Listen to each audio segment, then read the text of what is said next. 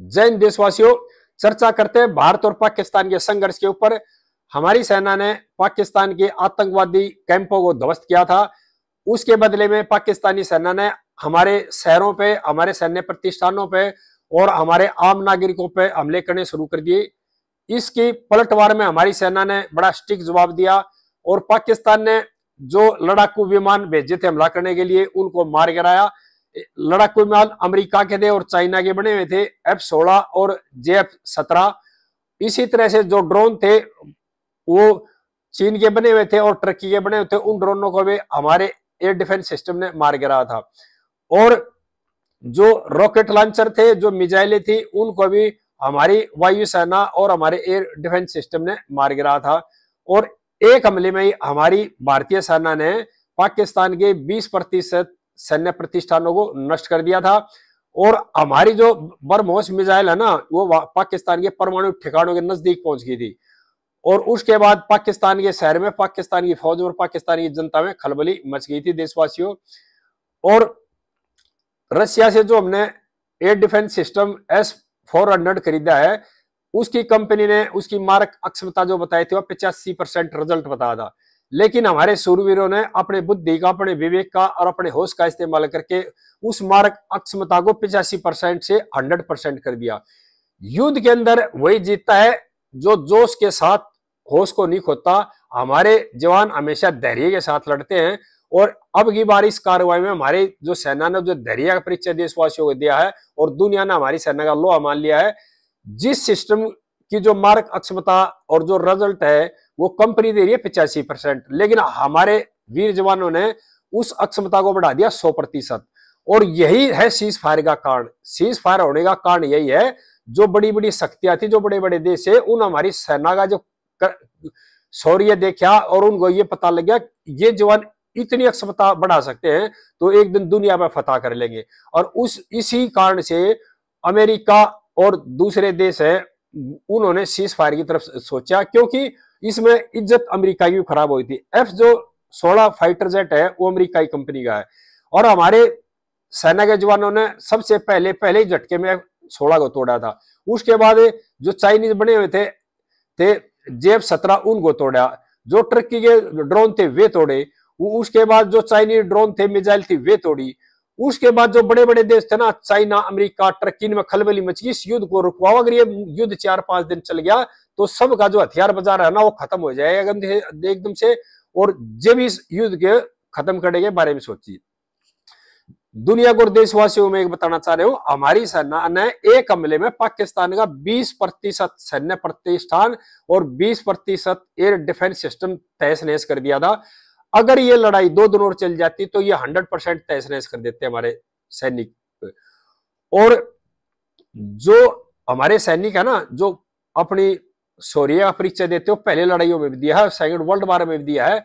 दुनिया की 1 नंबर की सेनाओं में हमारी जो सैन्य शक्ति आती है और हमारे जवान आते हैं, क्योंकि हमारे जवान कई दिन तक बगैर खाए पिए युद्ध लड़ सकते हैं। दुनिया की किसी भी सेना में इतनी ताकत नहीं है, किसी भी जवान में इतनी ताकत नहीं है जो कई दिन तक बगैर खाना खाए युद्ध क्षेत्र में डटा रहे। लेकिन ये शक्ति है वो हमारे हिंदुस्तान के जवानों में है। और जो पाकिस्तान जो झूठे इस तरह की नैरेटिव चला रहा है सोशल मीडिया से, इस तरह से पुरानी पिक्चरें दिखा करके वो जो दुनिया को गुमराह कर रहा है। लेकिन हमारी जो सैन्य शक्ति है ना, और हमारी सेना के जवान है, जिन्होंने एक तालमेल से, तीनों सेनाओं ने तालमेल से, और जो हमारी BSF है बॉर्डर पर, उन्होंने जो तालमेल करके और जो पहले हमले में 20% उन्हें सैन्य प्रतिष्ठान नष्ट किए, उससे दुनिया का पता लग गया कि भारतीय सेना का मुकाबला नहीं कर सकते। और भारतीय सेना अगर 4 दिन युद्ध में और रहेगी तो तुम्हारे जो हथियार हैं सबकी के पोल खुल जाएगी और तुम्हारे सब हथियार ध्वस्त हो जाएंगे। जैसे भी कोई फाइटर जेट F-16 या चाइनीज जो फाइटर जेट आएगा, उसी को हमारी एयर डिफेंस सिस्टम, जो हमारी एयरफोर्स मार गिराएगी और उसमें बेइज्जती होगी उन लोगों की। और पाकिस्तान के जो सैन्य अधिकारी है, पाकिस्तानी सरकार में जो बैठे लोग, जो पहले बड़ी बड़ी परमाणु की बातें कर रही थी, जब हमारी मिसाइल उनके परमाणु ठिकाने के नजदीक पहुंच गई ना, और जब उनको ये पता लग गया तुम्हारे परमाणु जो हथियार वो यहीं पर नष्ट होंगे, तुम्हारा इसी में विनाश होगा, उसके बाद उनमें इतना डर पैदा हो गया वो रात को ही भाग कर अमेरिका की शरण में चले गए। और उन्होंने इस युद्ध विराम को की घोषणा कराई और उनके डीजीएमओ ने रात को ही हमारे डरते हुए हमारे डीजीएमओ से बात की, अब इस की युद्ध विराम करने की घोषणा की जाए, और ये उनका डर झलक रहा था। यहाँ पे मैं देशवासियों की बात और बताना चाह रहा हूं, जैसे ये 2-3 दिन ऑपरेशन चला है भारत पाकिस्तान का जो टकराव हुआ, उसमें जो बलूचिस्तान के लोग है ना, वो पहले से पाकिस्तानी सेना के खिलाफ थे, पाकिस्तान की सरकार के खिलाफ थे, क्योंकि पाकिस्तान की फौज उनका शोषण कर रही थी जब से देश आजाद हुआ। और बलूच जो क्षेत्र है वो 44% क्षेत्र है पूरे पाकिस्तान का, वहां सबसे ज्यादा खनिज पदार्थ है, उनको उनका कोई लाभ नहीं मिलता, और जो पंजाब प्रांत के लोग हैं वो उसका लाभ उठाते हैं, क्योंकि सेना में और राजनीति में पंजाब प्रांत के लोग हैं। और इस विरोध को लेकर के बलूचिस्तान हमेशा आजादी की मांग कर रहा है।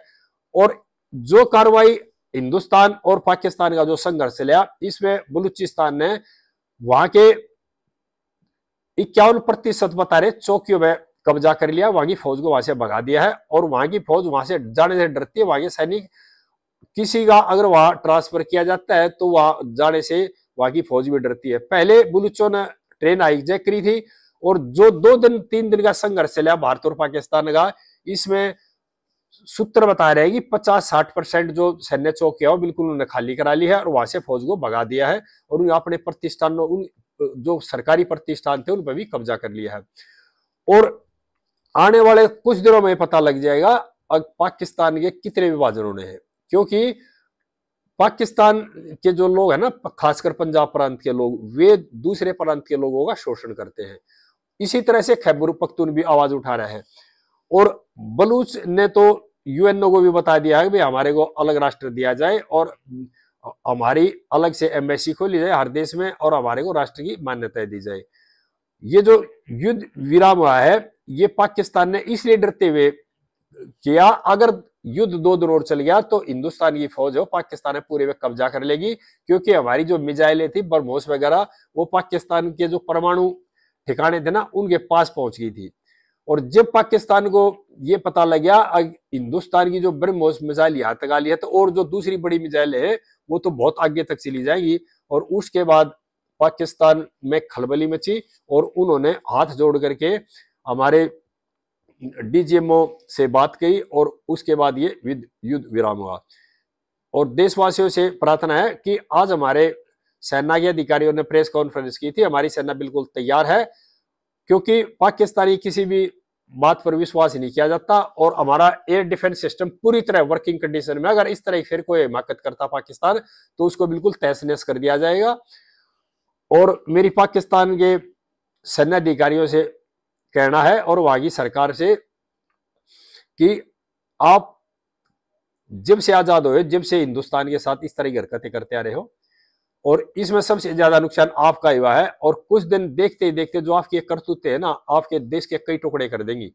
और अगर आप नहीं समझे तो ये निश्चित एक दिन पाकिस्तान के, जिस तरह बांग्लादेश टूट गया था, इसी तरह से और कई प्रांत टूट के अलग हो जाएंगे, और खाली पाकिस्तान में पंजाबिस्तान बचेगा और आतंकिस्तान बचेगा, और कुछ नहीं बचेगा। सभी देशवासियों से मेरी प्रार्थना है, अपने राष्ट्र, अपने राष्ट्र की सरकार और अपने राष्ट्र की सेना के साथ कंधे से कंधा मिला खड़े होइए, और तन मन धन से सरकार का और सेना का साथ दे, क्योंकि अभी सीज फायर हुआ है, युद्ध पूरी तरह से विराम नहीं हुआ है। पाकिस्तान इस तरह की हरकतें कई बार पहले भी कर चुका है, उसकी बातों में कोई विश्वास नहीं किया जा सकता, और अपने आस्तीनों के सांपों से भी हमने सजग रहना है। आगे आप सभी भाइयों को फिर बताता रहूंगा, वीडियो को ज्यादा से ज्यादा शेयर करें, मेरे चैनल को सब्सक्राइब करें। जय हिंद देशवासियों।